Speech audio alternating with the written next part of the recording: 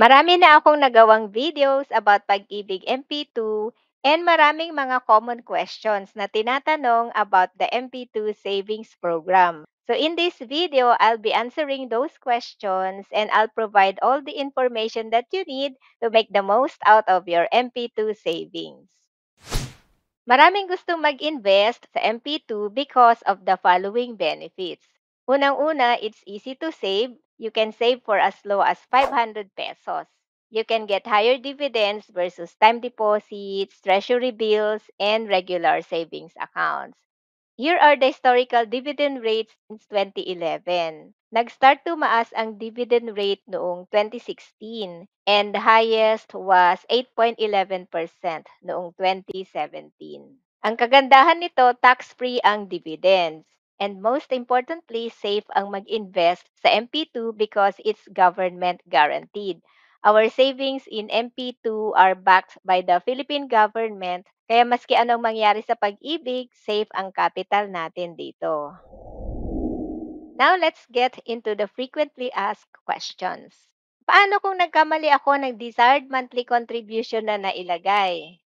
Pwede ba iba-ibang amount ang ihulog ko? Pwede ko bang taasan or babaan ang contribution ko?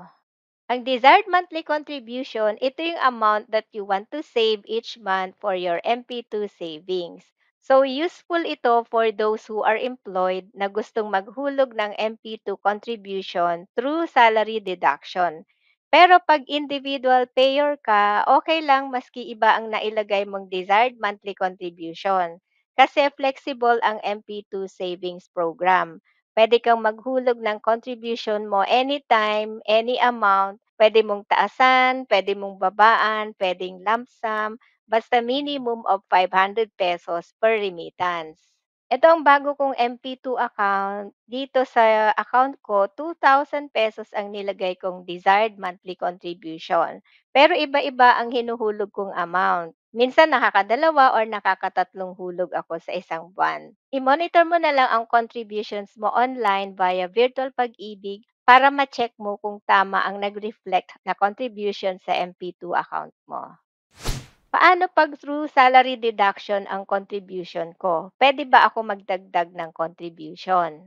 Yes na yes, because the more you save, the higher dividends you get. Puwede kang mag-top up ng contribution mo via other payment channels, puwedeng virtual pag-ibig online, puwede din bayad centers or through online payment channels gaya ng GCash or Maya. Paano kung matagal ko nang hindi nahulugan ang regular pag-ibig account ko? For current pag-ibig fund members, kailangan ng at least one monthly contribution within the last 6 months. Pag matagal mo nang hindi nahulugan ang regular pag-ibig account mo, kailangan mo munang i-reactivate.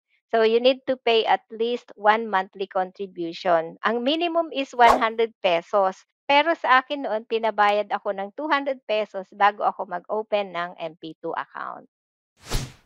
Puwede ba mag-open ng MP2 account maski senior or student pa lang ako? Walang age limit ang MP2, puwede ito sa senior at retirees basta dati ng member ng Pag-ibig Fund and with at least 24 monthly savings contributions prior to retirement. Ngayon, kung ikaw ay isang student or 'pag wala ka pang regular Pag-ibig account, kailangan mong mag-open ng Pag-ibig account. You can do it online, puwede ka ring pumunta in any Pag-ibig branch para mag-open ng account. Ang requirement kasi is at least 24 monthly savings contributions, so equivalent to 2,400 pesos. Ngayon, kung wala ka pang 2,400 pesos na total contribution sa P1 account mo, siguraduhin mo lang na makomplete mo ang 24 months na contribution or total of 2,400 pesos na contribution bago ka mag-withdraw ng dividend mo or bago mag-mature ang MP2 savings mo para hindi magkaproblema ang iyong account later on. Kailan pa bang maghulog sa regular pag-ibig account pag may MP2 account na? Ang regular pag-ibig contribution is mandatory sa mga employed through salary deduction. However, pag individual payer ka, you have the option not to pay. Pero I suggest, ituloy mo pa rin ang paghulog sa regular pag-ibig account mo because you can eventually withdraw your total savings plus yung total dividends earned when you retire at the age of 60 or after maturity. It's equivalent to 240 monthly contributions or 24,000 pesos. Is there a maximum limit to the amount that I can save? Walang limit sa MP2. You can save as much as you want.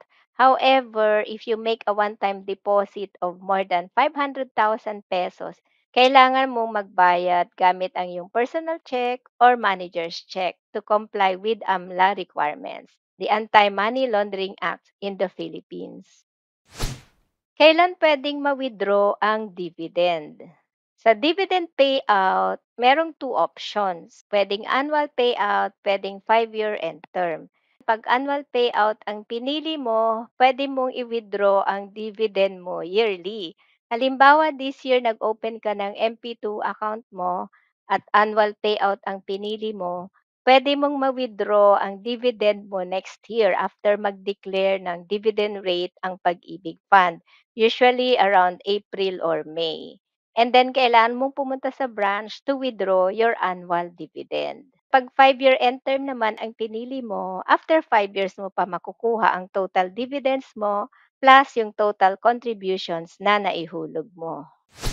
Anong mangyayari 'pag hindi ko kukunin ang annual dividend ko, mawawala ba? Hindi naman mawawala ang dividend 'pag hindi mo na-withdraw.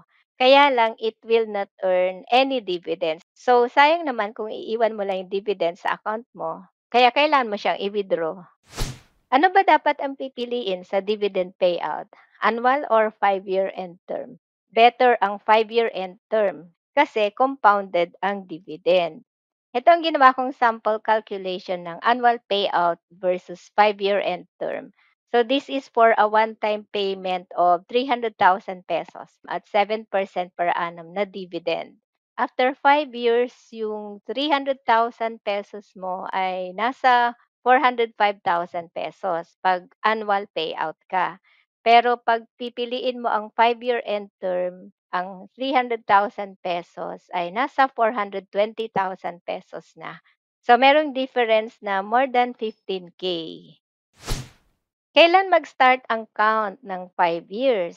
So mag-start ang count ng 5 years kung kailan ka unang naghulog ng contribution. Halimbawa, gumawa ka ng MP2 account noong September, then October mo na naumpisahang maghulog. Ang start ng count ay October 2023. So your MP2 savings will mature on October 2028. So pwede mo na siyang ma-withdraw sa October 2028. At ang dividend na gagamitin nila sa computation ay ang latest dividend rate na na-declare or dividend rate ng previous year. Kailangan ba ng cash card 'pag mag-withdraw ng MP2 savings? Hindi naman required ang Loyalty Card Plus 'pag nag-withdraw ka ng MP2 savings mo. However, mas mapapadali ang pag-withdraw 'pag may Loyalty Card Plus. You can withdraw your MP2 savings online and then the money will be credited to your cash card. So hindi mo na kailangang pumunta sa branch to claim your MP2 savings. Pero 'pag wala kang cash card, puwede ka pa rin naman mag-submit ng withdrawal form online.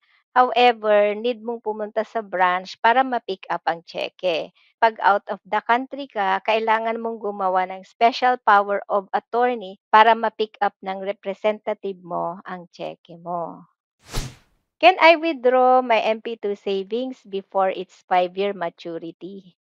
Pwede mong i-withdraw or i-pre-terminate ang MP2 savings mo prior to its 5-year maturity based on the following reasons. Yun lang, 50% lang ng total dividends earned ang makukuha mo. Meron ding nagtanong dito, paano kung namatay ang account holder? In this case, ang pwedeng mag-claim ng MP2 savings mo ay ang beneficiaries. Kaya make sure na updated ang beneficiaries nyo sa Pag-ibig record. What will happen if my matured MP2 is not claimed after 5 years?